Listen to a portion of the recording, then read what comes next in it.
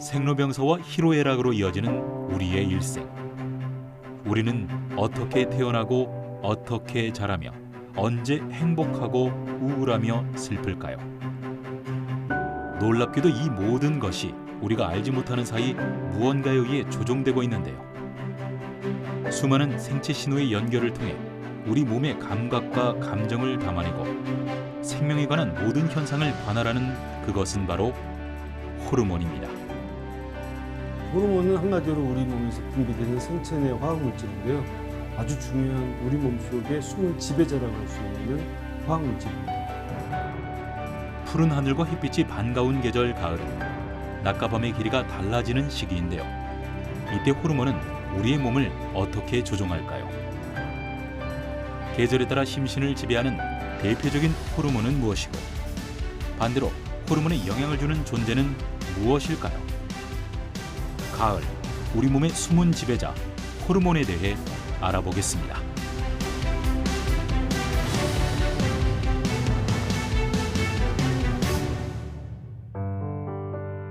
높고 푸른 하늘, 강렬하지만 왠지 맞이하고 싶은 햇빛, 그 아래 선선한 바람, 몸도 마음도 화창에 설레기까지 한 계절 가을입니다.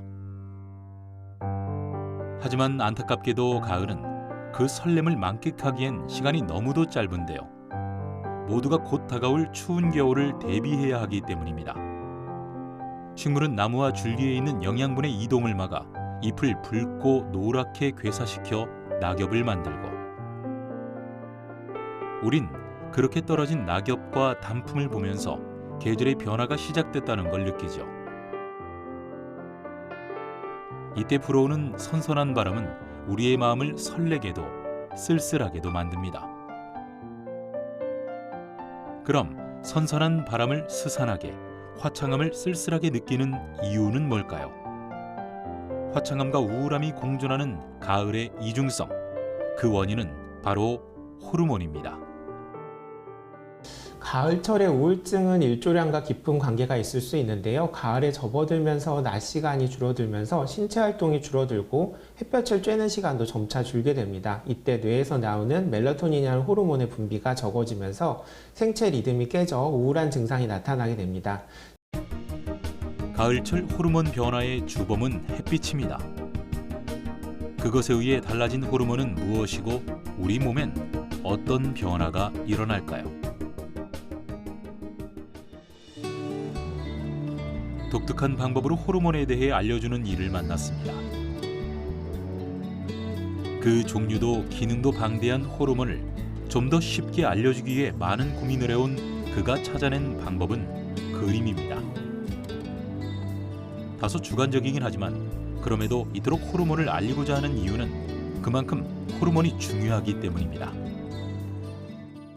저는 그림을 보면서 항상 호르몬을 생각합니다. 그림 속의 인물들이 지배되고 있는 호르몬이 무엇인지, 화가는 또 어떻게 그런 감정으로 호르몬의 영향을 받아서 그림을 그렸는지, 뭉크의 절규라는 그림인데 저는 이 그림을 보면 바로 도파민이라는 호르몬이 생각납니다. 도파민이라는 호르몬은 호감 호르몬, 충동 호르몬이라고 하지만 이게 너무 지나치면 집착이 되고 중독이 됩니다. 조현병이 될 수도 있고요. 질병과 관련돼서 도파민 호르몬이 너무 떨어지게 되면 파킨슨병이라고 해서 감정을 못 느끼고 손이 떨리고 또 걸을 때 총총걸음을 걷는 그런 병이 생기거든요. 그만큼 도파민은 균형이 중요하고 호르몬은 균형이 중요하다라는 말씀을 드리고 싶은 겁니다. 호르몬이란 우리 몸속 곳곳에 생체 신호를 전달하는 화학물질입니다. 뇌 분비선에서 분비돼 혈액을 타고 전신을 순환하다 목표로 하는 신체 기관에 영향을 주는데요. 이로 인해 우리 몸의 신진대사가 이루어지고 성장과 감각, 감정까지도 조절됩니다. 호르몬이 가장 많이 분비되는 곳은 뇌화수체로 우리 몸을 성장시키는 성장 호르몬과 대사 활동에 영향을 주는 갑상선, 부신피질 자극 호르몬 등 생존과 성장을 관할하는 상위 호르몬을 분비해 호르몬 관제탑으로 불립니다. 사실 우리 몸에서 생체 신호를 전달하는 역할은 주로 신경이 하는 것으로 알려졌는데요. 신경은 신경회로망을 형성해 정보를 전기 신호로 직접 전신에 전달하기 때문에 빠르고, 혈액으로 전달되는 호르몬은 상대적으로 느려 그 전달 방법과 역할이 다릅니다. 네, 호르몬은 한마디로 우리 몸에서 분비되는 생체 내 화학물질인데요. 우리의 어떤 대사 과정에서 신호를 전달하는 화학물질이라고 할 수 있고요. 실제적으로 이런 조그마한 미량의 화학물질이 우리의 어떤 그 생활에 운동, 음식과 관련돼서도 분비가 되겠지만, 이 분비된 화학물질은 사실은 세포에서 어떤 신호를 보내서 세포의 기능을 갖다가 제대로 할 수 있게 하는 아주 중요한 우리 몸속의 숨은 지배자라고 할 수 있는 화학물질입니다. 그럼 사람의 성장부터 질병, 감정까지 조종하는 호르몬에 영향을 주는 것은 무엇이 있을까요? 햇빛은 호르몬에 많은 영향을 주는데요. 특히 가을엔 일조량이 줄면서 분비량에 이상이 생기는 호르몬이 많다고 합니다. 가을철 일조량의 변화에 영향을 많이 받는 몸속 또 다른 호르몬은 천연 수면 유도제 멜라토닌입니다. 의학적으로는 불면증 치료에 사용되는 약물로 알려져 있죠. 뇌 속 내분비선인 성과선은 피부를 통해 들어오는 빛을 감지할 수 있는데, 계절에 따라 달라지는 밤과 낮의 길이, 즉 일조 시간의 변화에 따라 광주기를 감지해 호르몬 분비량을 조절합니다. 이때 빛을 받아 만들어지는 호르몬이 바로 멜라토닌인 거죠. 때문에 일조량이 줄어드는 가을철엔 멜라토닌 분비량이 줄어 밤에도 잠을 자지 못하는 수면 장애가 발생하게 되는 겁니다. 우리가 잠을 자는 신호를 호르몬에 의해서 뇌가 감지가 돼요. 그래서 이 피니알 글랜드라는 뇌 안에 그 중추적인 호르몬을 분비하는 그런 구조물에서 이 멜라토닌이라는 잠자는 호르몬을 분비가 되면 우리가 이제 잠을 자게 되겠습니다. 그래서 멜라토닌을 좌지우지하는 것은 이 빛의 양과 시간대거든요. 그래서 아침에 일찍 2000룩스 이상의 빛에 노출되면은 뇌가 그때부터는 멜라토닌이 축적이 돼요. 그래서 쌓이는 거예요. 쌓이고 있다가 이제 밤에 어두워지면 확 분비가 됩니다. 그래서 이 멜라토닌이 얼마만큼 쌓이고 얼마만큼 몇 시에 분비되냐에 따라서 우리가 이 잠자는 깊이하고 수면 시간대가 이제 바뀌게 되고요. 그래서 이 수면의 가장 중요한 첫 번째 키는 언제 햇빛을 내가 노출되고 얼마나만큼 햇빛을 보냐에 따라서 일단 수면의 리듬과 양이 결정난다고 보시면 될 것 같습니다. 국민건강보험 자료에 따르면 겨울 전후 환절기인 10월과 3월에 수면장애 환자가 크게 늘었고, 여름엔 상대적으로 적었습니다. 수면장애는 단순히 잠을 자지 못하는 것만이 아닌 잠을 잤더라도 깨어있을 때 힘들거나 수면 리듬이 깨진 경우도 해당됩니다. 이처럼 가을은 수면 장애를 쉽게 일으킬 수 있는 겨울로 접어드는 단계이기 때문에 이 시기에 호르몬 균형을 위한 노력이 필요합니다. 가을볕에 그을리는 걸 두려워하기보단 야외에서 30분 이상 충분히 햇빛을 쬐어 멜라토닌을 몸속에 저장해 두는 게 좋은데요. 잠이 보약이란 말이 있듯 잠만 잘 자도 우리 몸의 약해진 기관은 회복되기 쉽습니다. 때문에 멜라토닌은 세로토닌과 함께 추운 계절을 건강하고 행복하게 날 수 있는 천연 치료제로 불립니다. 하루 평균 수면 시간을 8시간으로 계산하면 삶의 3분의 1을 잠으로 보내는 만큼 수면의 질은 중요합니다. 이런 수면 패턴을 분석하는 수면 다원 검사는 잠을 자는 자세부터 잠이 드는 시간, 코골이와 무호흡 등의 횟수와 멜라토닌 분비량까지 측정하는데요. 15시간의 긴 검사가 끝나면 비로소 수면 장애를 정확히 진단할 수 있습니다. 잠을 자는 것이 아닌 잘 자야 하는 이유는 그것이 일상에 가장 큰 영향을 주는 요소 중 하나이기 때문입니다. 대사질환인 혈압과 당뇨는 물론 신경질환인 하지 불안증, 나아가 심장병까지 삶을 위협하는 심각한 질병을 일으키기 때문인데요. 이를 증명하듯 최근 세계보건기구는 암을 유발하는 요소에 야근을 포함했습니다. 수면 호르몬인 멜라토닌이 줄면 체내 활성산소가 증가해 암이 발생하는데, 멜라토닌 분비가 일어나는 저녁 7시부터 아침 7시 사이 잠을 자지 않고 밝은 불빛에서 일을 하면 그만큼 멜라토닌 분비가 줄어 암에 걸릴 확률이 높아진다는 겁니다. 특히 멜라토닌이 밤에 나올 때 여성 호르몬 관련돼 있는 여러 가지 질환, 특히 유방암 같은 경우는 빈도가 확 차이가 나요.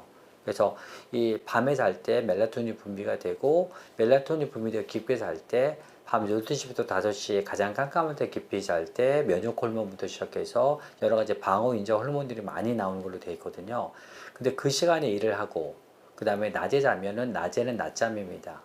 호르몬 밸런스가 깨지는 잠이에요. 그게 오랫동안 노출되니까 내 스스로의 면역도 떨어지고 방어 인자 호르몬이 떨어지기 때문에요.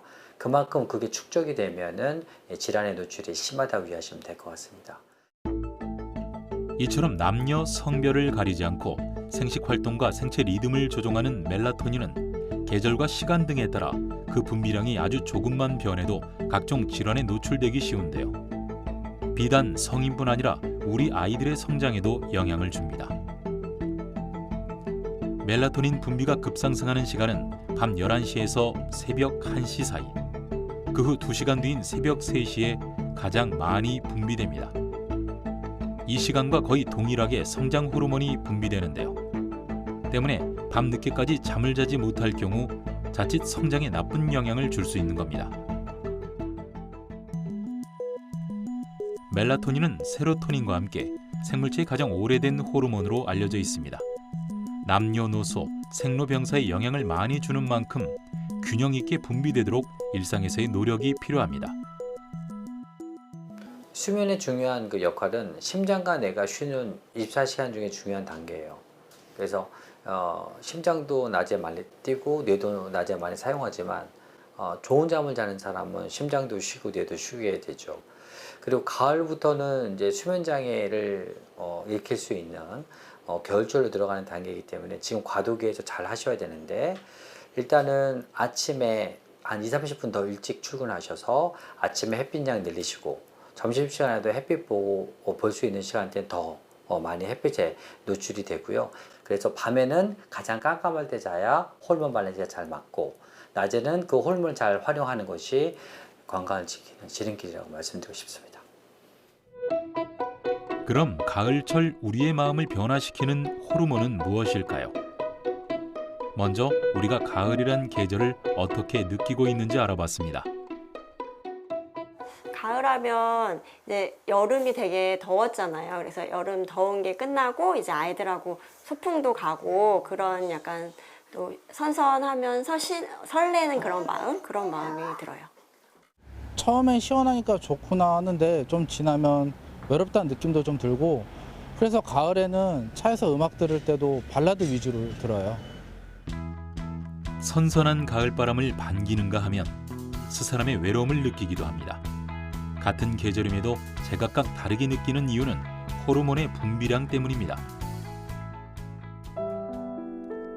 특히 남성들이 유독 쓸쓸함을 많이 느낀다고 하는데요. 보통 기분 변화는 감정이 풍부한 여성들이 더 많이 느끼지만 가을엔 유독 남성들이 우울해한답니다. 한 결혼정보회사의 설문조사를 보면 가을에 유독 외로움을 많이 느끼냐는 질문에 남자는 76%, 여자는 36%로 남자가 여자보다 2배 이상 많았습니다.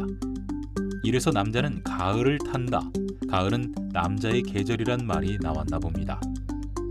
또 배우자를 만나고 싶은 계절도 가을이 가장 많았는데요. 남성들이 가을에 외로움을 많이 느끼는 이유, 대체 뭘까요? 일조량이 줄어드는 가을에는 체내 바이타민 D의 합성이 저하되고 행복 호르몬인 세로토닌의 감소가 나타나게 되는데, 이들은 주로 남성 호르몬인 테스토스테론의 농도를 낮춰주는 역량을 갖게 될 뿐만 아니라 무기력, 우울감을 초래하는 원인을 제공하게 됩니다. 가을철 우리의 몸과 마음을 변화시키는 또 다른 호르몬은 바로 성호르몬입니다. 성호르몬은 남성과 여성의 생식선에서 주로 분비되는데요. 남성 호르몬은 고안에서 분비되는 테스토스테론, 여성 호르몬은 난소에서 분비되는 에스트로겐이 대표적입니다. 성호르몬은 주로 2차 성징과 근육을 발달시키는 역할을 하는데요. 부족할 경우 남성은 우울감과 근력 저하 등이, 여성은 피로감과 우울감, 근육과 관절 질환이 올 수 있습니다. 그럼 성호르몬은 계절에 따라 어떻게 변하는 걸까요? 일조량이 줄어드는 가을에는 비타민 D의 합성도 줄어들어 성호르몬인 테스토스테론 분비도 줄어드는데요. 이로 인해 남성들은 평소보다 남성성이 약해지고 공허한 기분을 느끼게 된다고 합니다. 이것이 가을철 남성들이 우울감을 많이 느끼는 이유 중 하나인 거죠. 이처럼 사계절 중 유독 기간이 짧은 계절에 호르몬 변화가 많이 일어나는 이유는 뭘까요? 계절에 따른 호르몬의 변화를 설명하고 있는 자료들은 매우 다양합니다. 하지만 가장 설득력이 있는 내용은 여름과 겨울과는 달리 봄과 가을의 짧은 기간 동안의 외부 환경 요인의 변화에 반응하여 세로토닌 및 멜라토닌의 변화가 뇌 기능과 감각세포에 영향을 주고, 이로 인해서 성호르몬을 비롯한 주요 호르몬들의 분비 기능이 활성화 또는 저하되는 것에서 그 이유를 찾을 수 있습니다. 물론 호르몬 분비가 일조량에 따라 변하는 건 자연적인 현상이지만, 그렇다고 그대로 따르기만 하면 우울증과 같이 건강에 문제가 생기는데요. 전 세계를 위기에 몰아넣은 코로나19로 인한 최근의 연구만 봐도 알 수 있습니다. 테스토스테론 수치가 낮은 남성일수록 코로나19 감염 후 증상이 더 심각해 입원할 가능성이 2배 이상 높았다는 겁니다.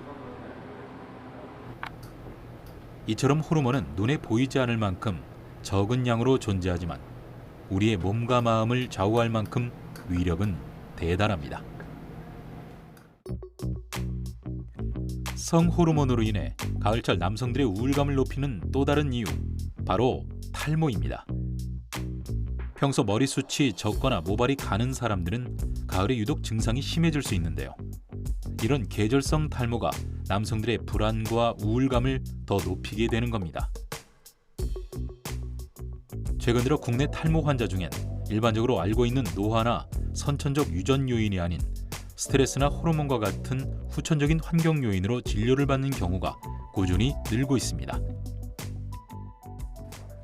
특히 계절성 탈모는 건강한 모발을 가진 사람도 찬바람이 불기 시작하면서 머리카락이 유독 많이 빠지거나 가늘어지는 증상을 나타내는데요. 여름철 자외선과 함께 피지 분비의 증가로 약해진 두피에다 몸속 호르몬의 변화도 가중돼 악화되는 경우가 많습니다. 물론 일시적인 경우도 많아 금세 호전될 수도 있지만 탈모의 정도가 심한 경우엔 치료를 받는 게 좋습니다. 계절성 탈모가 자칫 평생 탈모로 남을 수 있기 때문이죠.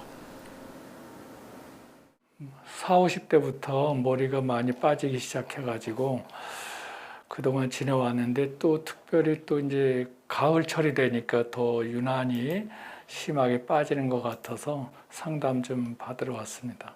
대머리가 혹시 되는 거 아닌가. 하여튼 앞으로 어떻게 지내야 되나 이런 고민을 많이 하게 되더라고요. 계절성 탈모를 진단하는 방법은 크게 두 가지. 먼저 두피를 살펴보는 겁니다. 뜨거운 여름철 스트레스를 받은 두피에 어떤 변화가 생겼는지, 그곳으로 모발이 나오는 모낭의 상태는 어떻게 변했는지를 관찰합니다.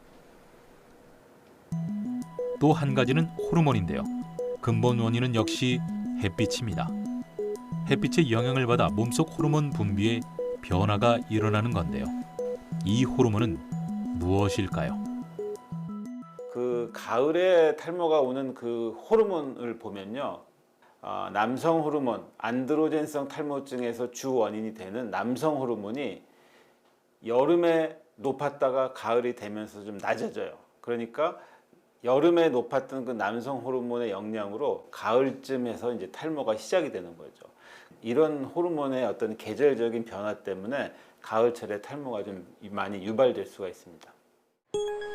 이처럼 가을철 유독 남성들이 탈모가 많은 이유는 탈모를 유발하는 호르몬이 여성에 비해 다양하고 온도 변화에 민감하기 때문입니다.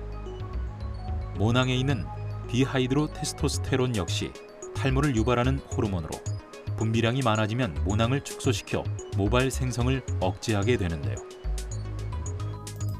이로 인해 모발이 가늘어지거나 빠지는 겁니다. 늦여름부터 가을에 걸쳐 축소된 모낭의 비율이 늘면 탈모가 진행되고 있는 거죠. 그럼 계절성 탈모는 어떻게 회복할 수 있을까요? 물론 심할 경우엔 전문적인 치료를 받아야겠지만 그 전에 일상에서 탈모를 예방하는 것이 회복의 시작이 될 수 있습니다. 환절기에 건조해지는 두피에 수분이 충분히 공급될 수 있도록 물을 많이 마시고 과도한 음주와 흡연은 모근의 피지 분비량을 늘려 탈모를 유발할 수 있는 만큼 피하는 것이 좋습니다. 그리고 근본적으로는 호르몬의 변화를 최대한 줄이도록 하는 게 중요한데요. 사실 어떤 질환이든지 간에 치료보다는 예방이 더 좋은 건데요. 계절성 탈모를 예방하기 위해서는 그 계절성 탈모를 악화시키는 인자를 막아주거나 차단시켜주면 되는데, 말씀드렸듯이 호르몬의 영향을 받지 않습니까? 그 멜라토닌 양이 적어져서 그거에 의해서 탈모가 유발되니까 멜라토닌 양을 정상화시키기 위해서 수면을 충분히 좀 취하고요. 그리고 활성산소, 자외선에 의해서 발생한 활성산소를 막아주기 위해서 항산화 그 비타민을 좀 드시고, 그다음에 단백질이 충분한 그런 음식을 좀 드시고 하는 게 좀 필요하겠습니다. 호르몬의 변화는 수면 장애와 탈모 같은 신체적 문제뿐 아니라 정신적인 문제도 초래합니다. 특히 이 우울증은 계절의 영향을 많이 받는 질환으로 호르몬 변화가 많은 가을철에 느끼는 우울감은 계절성 우울증이란 질환으로 분류될 정도입니다. 앞서 가을철 사람의 심리에 영향을 주는 원인으로 일조량을 언급했는데요. 물론 계절성 우울증의 원인을 일조량 단 한 가지로 단정할 수는 없습니다.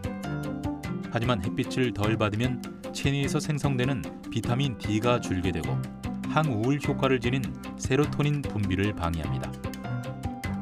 세로토닌은 기분과 식욕, 수면을 조절하는데 분비량에 급격한 변화가 생기면 계절성 우울증과 같은 증상을 유발할 수 있는 겁니다. 계절성이라는 것은 우울증 환자의 발병과 회복 사이에 규칙적인 시간 관계가 있을 때 진단할 수 있습니다. 해마다 일정한 시기에 우울증이 반복되는 것을 말하게 되는데요. 대개 가을이나 겨울이 시작이 되고 봄에 회복되는 경우가 흔합니다. 계절성 우울증의 증상은 많이 먹고 많이 자고 처지고 체중이 늘고 탄수화물을 갈구하는 등 그 우울증의 특징에 있어서 비정형적 특성이라고 하는 것을 그런 특성으로 나타나게 되는데요. 이는 마치 겨울잠을 잘 때처럼 에너지를 절약하고 활동량을 줄이는 활동을 통해서 겨울에 대비하는 행동처럼 나타날 수 있습니다. 일반적인 우울증은 장기간 불면과 식욕 저하, 체중 감소 증상을 보이지만 계절성 우울증은 특정 시기에만 나타납니다. 평소보다 탄수화물 섭취가 늘고 과식을 해 체중이 늘거나 갑자기 잠이 많아지는 과다 수면 증상이 나타나고 무기력이 심해지죠. 때문에 계절성 우울증은 치료보다는 예방에 집중하는 것이 좋습니다. 가을철 줄어든 일조량을 보충하기 위해 햇빛을 하루 30분 이상 쬐는 것을 시작으로 계절의 변화와 관계없이 건강한 신체 리듬을 유지하는 것이 무엇보다 중요합니다.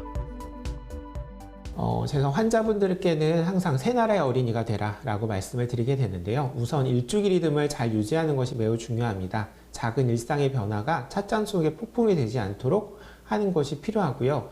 즉 아침에 정해진 시간에 기상을 하고 낮에 충분한 시간 햇빛을 섭취하고 규칙적인 생활이 도움이 될 수 있습니다. 만약에 증상이 심할 경우에는 병원을 방문해서 약물 치료나 광치료 등으로 기분 증상을 호전시키도록 하는 것이 필요합니다. 그럼 가을철에 나타난 우울증을 극복하기 위해선 어떻게 해야 할까요?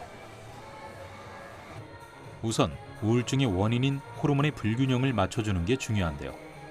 성호르몬, 멜라토닌 같은 부족한 호르몬을 다른 것으로 보충해주는 방법이 있습니다. 요즘 같은 선선한 계절에 하기 좋은 운동인데요. 이유는 마이오카인 호르몬 때문입니다. 우리 몸에서 근육이 중요한 이유는 노화와 호르몬입니다. 우리는 시간이 지남에 따라 노화를 경험하게 되고 또한 호르몬 감소를 경험하게 됩니다.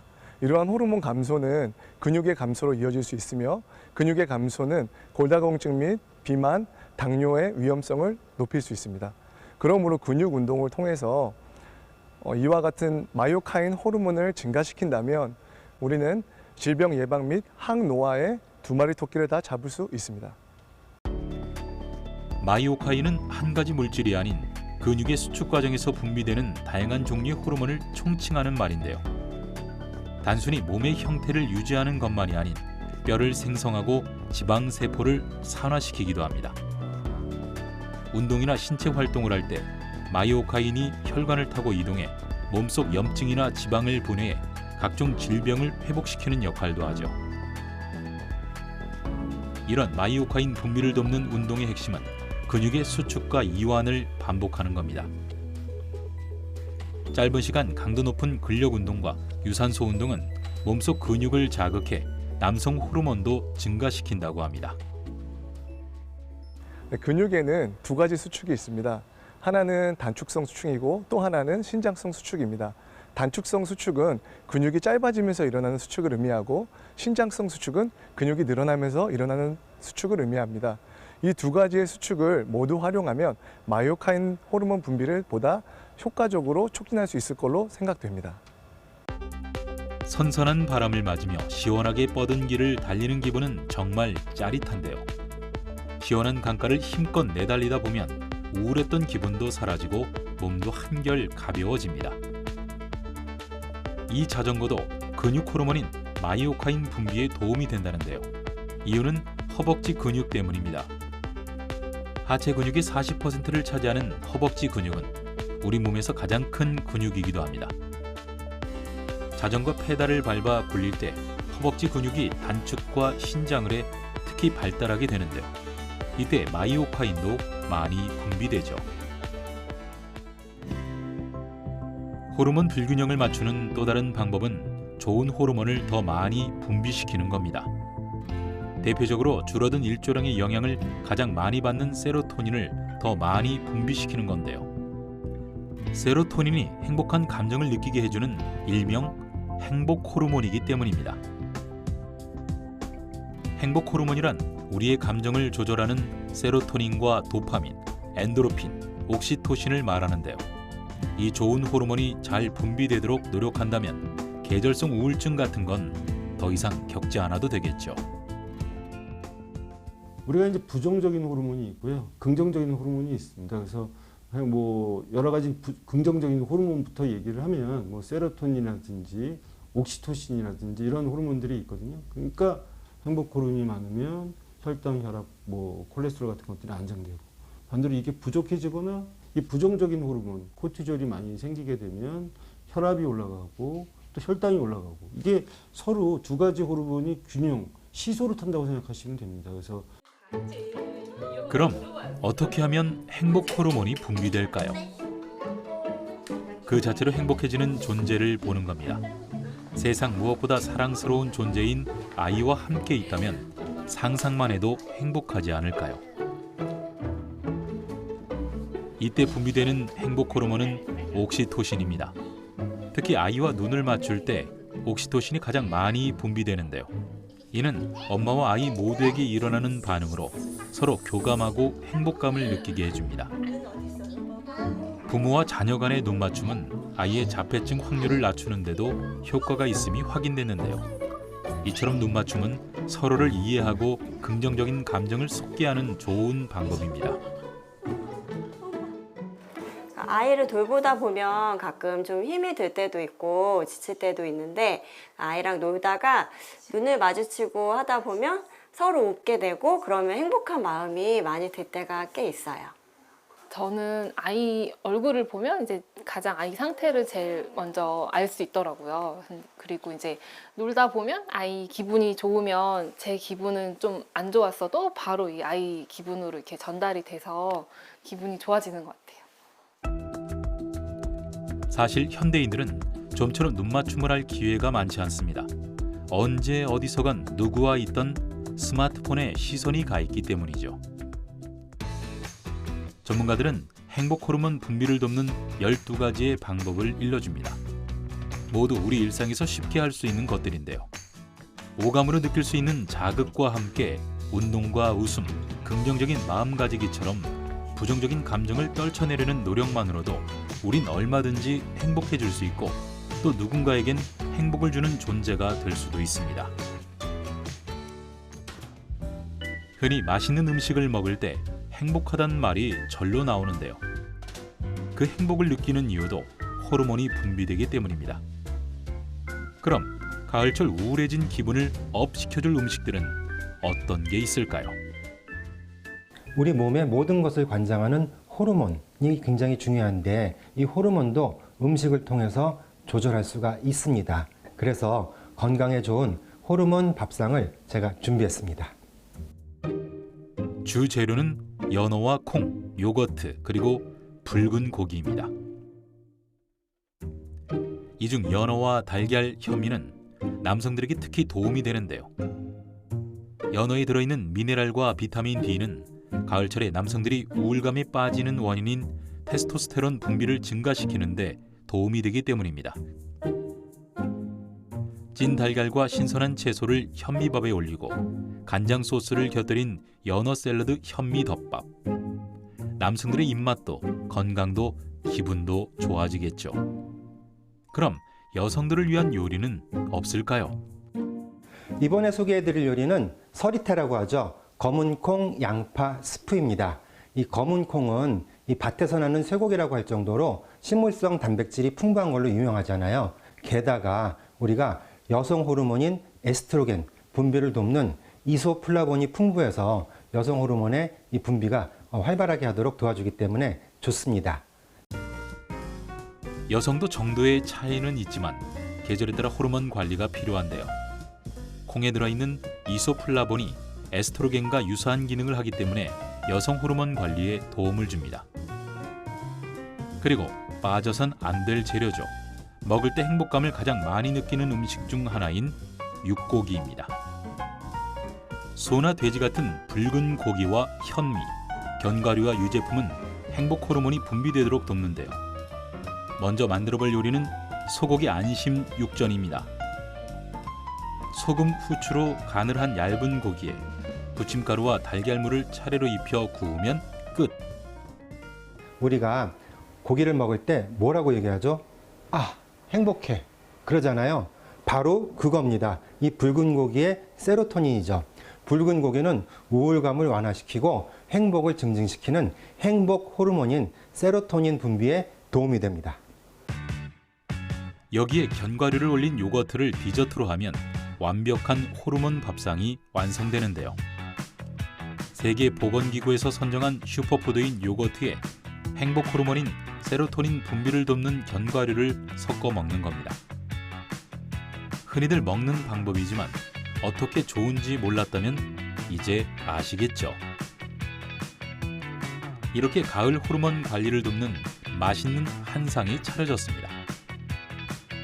음식은 단순히 영양분을 공급하는 것뿐 아니라 몸속 호르몬 분비의 균형을 맞춰 대사작용을 원활히 하는 데에도 도움을 주는데요.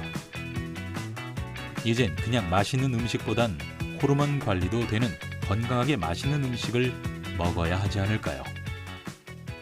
가을은 남자가 자칫 우울해질 수도 있는 계절이라고 말씀드렸잖아요. 이렇게 호르몬 밥상을 먹고 남자는 물론 여자도 우리가 이 가을철을 더 즐겁고 행복하게 보낼 수 있으니까 다 이렇게 한번 따라해 보시고 우리 모두 건강해지셨으면 좋겠습니다. 호르몬 분비에 있어 가장 중요한 것은 균형입니다.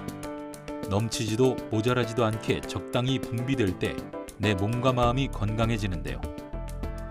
계절에 관계없이 늘 규칙적으로 관리해주는 게 중요한 이유입니다. 그런데 요즘은 일조량과 같은 자연현상 외에 호르몬에 영향을 주는 또 다른 요인이 생겼는데요. 우리 몸의 호르몬을 변화시키는 사회적 요인, 바로 환경 호르몬입니다. 환경 호르몬이란 우리 몸에서 자연적으로 생성되는 호르몬이 아니라 산업활동으로 생성되고 분비되는 인위적인 화학물질입니다. 인체에 흡수되면 내 분비계 기능을 방해하는 유해한 물질이 되죠. 최근 환경 호르몬이 우리 몸속 호르몬 분비에 어떻게 영향을 주는지 확인한 연구가 있었습니다. 환경 호르몬으로 인한 면역 시스템의 변화를 유전자 단계부터 단백질 변이까지 확인한 건데요. 그간 환경 호르몬이 건강에 좋지 않다는 막연한 우려를 사실로 증명한 겁니다. 환경 호르몬 같은 경우는 지금 사람들이 사실 생식계 그 호르몬을 교란하는 물질로 많이 알려져 있는데, 그런 호르몬들뿐만이 아니라 호르몬 교란뿐만이 아니라 어떤 특정 조직에서 면역 시스템들을 붕괴를 한다던가 이런 문제들을 발생을 시키고 있습니다. 그래서 저희 실험실 같은 경우는 실제로 청소년기, 즉 성성숙 시기의 쥐에 환경 호르몬인 BPA를 노출을 비스페놀 A라는 물질을 노출을 시켰을 때 비스페놀 A가 생식 호르몬 교란뿐만이 아니라 면역 시스템의 그 간이나 췌장, 흉선, 그리고 대뇌 이런 부분들에서 면역 시스템들을 체계적으로 붕괴를 시키고 있다는 사실들을 저희가 밝혔습니다. 일상에서 흔히 접할 수 있는 대표적인 환경 호르몬은 4가지가 있는데요. 쓰레기를 소각할 때 나오는 다이옥신, 플라스틱과 의료용품, 화장품 등에 많이 들어있는 프탈레이트, 그리고 새집 증후군의 원인이 되는 톨루엔과 영수증이나 번호 대기표 등에서 검출되는 비스페놀 A가 있습니다. 실험에선 이 비스페놀 A의 위해성을 검증했습니다. 실험 쥐를 비스페놀 A에 노출시켰을 때 성장에 관여하는 체세포의 활성을 돕는 유전자가 반응하게 되는데, 이와 관련된 단백질이 늘거나 줄어드는 변이가 발생하게 됩니다. 이로 인해 면역 세포들의 민감성이 증가, 즉 과한 면역 반응을 일으켜 암이나 염증성, 비전염성 전신 질환을 일으키는 겁니다. 비스페놀 A와 같은 환경 호르몬이 특히 더 위험한 이유는 그 구조가 사람의 성호르몬과 유사하기 때문에 자칫 몸속에서 정상 호르몬과 같은 역할을 할 수 있기 때문입니다. 이 환경 호르몬이라고 하는 것은 이제 대부분 에스트로겐이나 엔드로겐, 여성 호르몬이나 남성 호르몬과 유사한 구조를 갖고 있습니다.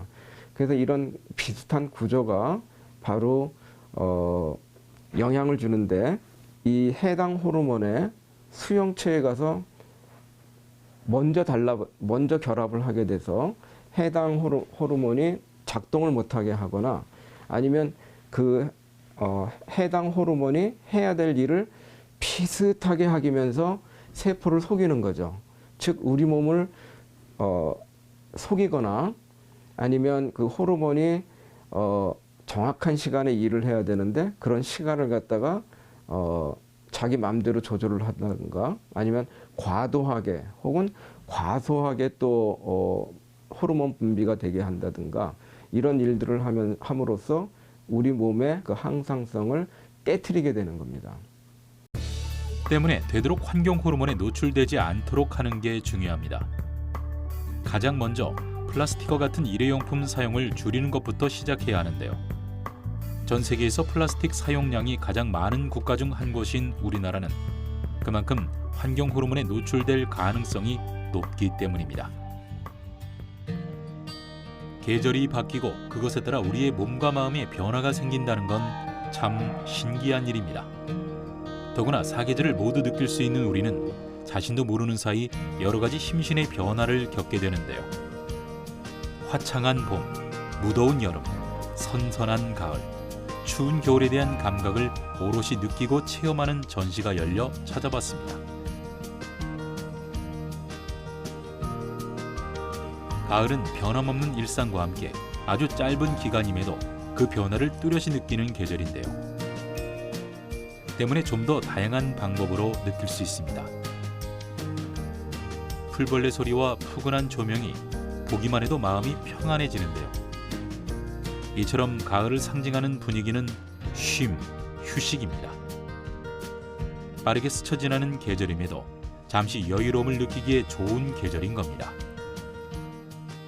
관람객분들이 가을을 맞이해서 불안이랑 걱정, 금심 이런 생각거리들을 전시를 통해서 발자국 소리라던가 귀뚜라미 소리라던가 이런 것들을 들으면서 자신의 생각거리를 비워내고, 그리고 따뜻한 빛을 통해서 다시 뭔가를 채워가는 그런 따뜻한 감정들을 느낄 수 있도록 준비했습니다. 계절의 변화를 느끼려면 잠시 일상을 내려놓는 쉼이 필요한데요. 직장 생활과 육아, 자기 발전 등으로 하루하루 바쁘게 지내는 현대인들에겐 쉽지 않은 일입니다. 비워냄으로 다시 채우는 계절 가을. 줄어든 햇빛에 몸속 호르몬도 줄어 우울함과 무기력이 몰려오지만 들판의 풍요로움과 울긋불긋 화려한 자연을 감상하면서 생기를 되찾기도 하죠. 제가 좋아하는 계절이 가을이기도 하고 약간 포근하면서 이제 추워지잖아요. 그래서 좀 짧은 계절이라고 생각하기도 하고 조금 그거를 즐기고 싶은, 그리고 좀 편안한 마음이 드는 계절인 것 같아요. 다른 사람들은 이제 좀 가을은 추워지기도 하고 쓸쓸하다라고도 하는데, 저는 그 가을에 좀 알록달록한 그런 단풍의 색감도 좋고, 그리고 이렇게 갈색, 베이지 이런 계열도 좋아해가지고 그런 곳에 있을 때 되게 편안함을 느끼는데, 가을에 저도 계획을 이미 여행을 짜고 있어가지고 다른 사람들도 똑같이 이 시기쯤에 여행을 많이 가고 싶어 하지 않을까 싶어요. 계절맞이가 한창인 지금 우리의 몸속 호르몬도 변하고 있습니다. 때론 우울하게, 때론 활기차게 몸과 마음을 조종하지만 그렇다고 호르몬의 지배를 받을 수만은 없습니다. 자연과 함께 운동을 하고 맛있는 음식을 먹으며 몸속 호르몬을 균형 있게 유지하는 것. 그것으로 가을을 우울한 계절이 아닌 활기차고 행복한 계절로 느낄 수 있도록 노력해야겠습니다. 변함없이 바뀌는 계절에 따라 변함없이 바뀌는 호르몬. 호르몬은 우리 몸 곳곳에서 분비돼 하나의 인체와 인격을 만드는 몸속 지휘자입니다. 오케스트라의 한 악기가 연주를 잘못하면 전체가 망가지듯 하나의 호르몬이 제대로 분비되지 못하면 우리의 몸과 마음에도 병이 생깁니다. 이 가을, 유난히 힘들고 외로워 일상을 유지하기 어렵다면 따사로운 햇빛을 쬐며 잠시 쉬어가길 권합니다. 어느새 행복 호르몬이 솟아나 미소 짓고 있는 자신을 발견할 수 있을 테니까요.